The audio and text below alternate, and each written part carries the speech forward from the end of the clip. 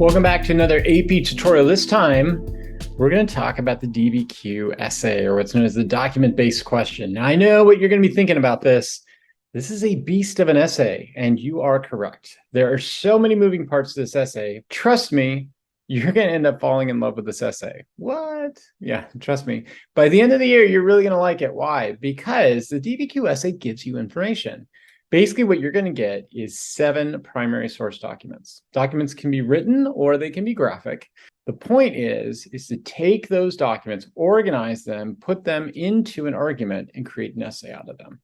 By the end of the year, you're going to be asking yourself, out of all of them, why did I like the DBQ so much? And the answer is going to be simple. They give you the information. So let's jump into it and see how you can organize your DBQ essay. Okay, so let's start off with just the organization of the DBQ itself. And you might be thinking right now, oh no, I've got to learn a whole new essay, right? You can do it! Not exactly. You actually already have this down. You're like, how is that possible? Okay, you got this. Trust me. Here's how I know. You're going to start off with what you already know. That is the introduction paragraph. Now, you're used to this in your English class, but we've also done it in history as well. In your introductory paragraph, you're going to start with contextualization. Remember, that's that backstory or the origin story of where you're coming from. You're going to talk about 3 big issues that lead into your thesis. And that's the next part that you want to provide in your introduction. You're going to provide a thesis. Now, later on this year, we'll talk about how to do a counter thesis, but for now, let's just keep it at the thesis argument. You know how to do this. A thesis includes a claim, historical reason, and significance. No difference there, right? Okay, now let's get into the body paragraphs. Now you might be thinking again, gotta learn a whole new structure, right? Not exactly. Here's what the body paragraph looked like when we did the essay before. Okay, now let's take a look at the body paragraph for the DBQ. Now you might be saying, wait a second, I don't notice much of a difference. But look at it a little bit more carefully. There is a difference, but not that much. So we start with a topic sentence, right? That's similar. Next up, we get, instead of concrete details, the CD, we're going to get a document. We take a document, we summarize or paraphrase it, do not quote it, and then we state why it's important. What's the significance? How does it connect up back to the topic sentence? Now, here's where the difference and uniqueness is. The next thing we want to do is analyze the document. So now you're going to use happy tones analysis, and you just use one of them. You could use historical context, audience, or you could use point of view or purpose. That's it. That's all you have to do. Now, you're going to want to do multiple documents in a body paragraph. So think of it as blocks. How many blocks do you have to do? Well, by the end of the essay, you have to cover all the documents. So I would suggest about 2 to 3 documents per body paragraph is a good idea. You're going to finish the body paragraph with a historical detail from the time period that influenced the documents. That's it. That's all you have to do. Now, you are going to have to do about 3 body paragraphs. So in the end, we're going to have introduction, 3 body paragraphs with the structure you're already familiar with, just doing it with documents. Okay, so we're going to jump into an example that really demonstrates how you can apply this DBQ model. And the way we're going to do this is by looking at a particular DBQ that was done in AP US history. Now, this particular DBQ is an actual DBQ, and it deals with the time period that we're pretty familiar with right after the Constitution. So let's jump into it right now. Okay, so first off, let's take a look at the prompt. The prompt says, explain the issues that created the greatest controversies during the ratification of the United States Constitution and analyze how those issues continued to drive the nation during the 2 decades following ratification. Notice this is a change and continuity essay. Now, if we were to jump into this really quick, we can provide a quick contextualization or introduction. Federalists versus anti-federalists, the national debt, farmers, merchants, and slavery. 3 big issues that we can talk about as far as contextualization goes. Now, when it comes to our thesis, we want to provide that change in continuity argument. So here's our possible thesis.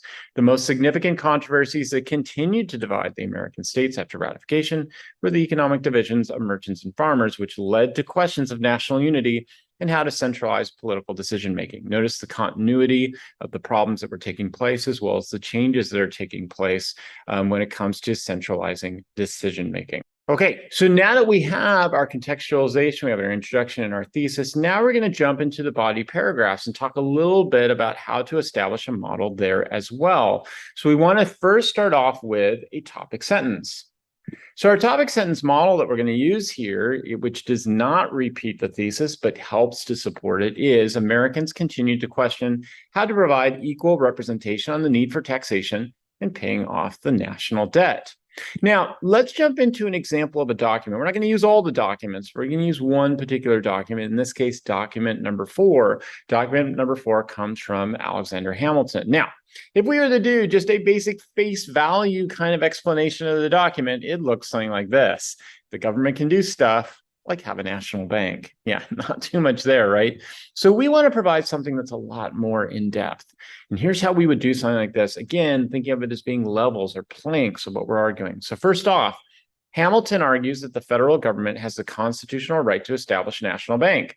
This argument provides support to the Federalist case that a central government is necessary for attracting foreign investors. Now, notice what we did there. We didn't quote the document. We paraphrased it, but we started off by saying, here's Hamilton's argument about the national bank. Next off, we provide that significance, saying how it connects back to the main argument that we're trying to provide. Once we have that, though, we then want to get into some kind of analysis, right? Using happy analysis. So we're going to use point of view analysis here. Hamilton was a Federalist. There's his social background, who believed in the need for a centralized government to move America towards a model of industry and competitive markets.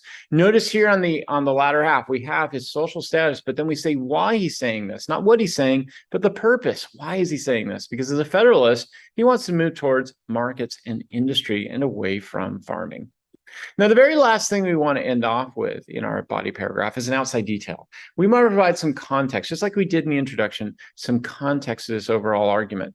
So here's what we're going to provide off of that. Hamilton had the federal government assume the state's debts in order to develop loyalty to federal institutions like the National Bank. Notice there we're providing context on what Hamilton did outside of the document that connects up back to the document. So that's it, guys. That's our big model for a body paragraph. Now, we'd want to repeat doing this, right? We want to make sure that we want to have about 2 to 3 documents, and we want to provide these planks. But basically what we're doing is topic sentence, just like we had with the concrete detail, but now with the document, a summary, stating the significance, and then providing analysis. And we're going to provide 2 to 3 blocks of that, ending off with the outside detail in our body paragraph. Okay, guys, so here's our wrap up of this. And there are 3 big takeaways I want you guys to think about this. The first one that I want you to think of that's so important is this. The DBQ gives you information. So that's the good news about this in comparison to other essays. I know there's a lot of moving parts, but it actually makes it a lot easier for you. Okay, next up, it's really important. We want to add in that happy analysis. Remember, for our documents, we're just choosing one of the tools. It could be the same tool throughout the whole essay or different tools in happy analysis. Either way is fine. Last off, so important, don't get mystified by the DBQ. People are like, oh my gosh, documents, what are those? Documents are just pieces of evidence. That's all you're doing. You're just summarizing them and then stating how they support your argument. That's your DBQ. The DBQ is just introduction, contextualization, and thesis. 3 body paragraphs with a topic sentence in each one, about 2 to 3 documents where you're summarizing, stating why they're significant, using happy tones analysis, and at the very end, adding in a historical example. That's all you got to do. You're going to do great on that DBQ. Okay, see you in class.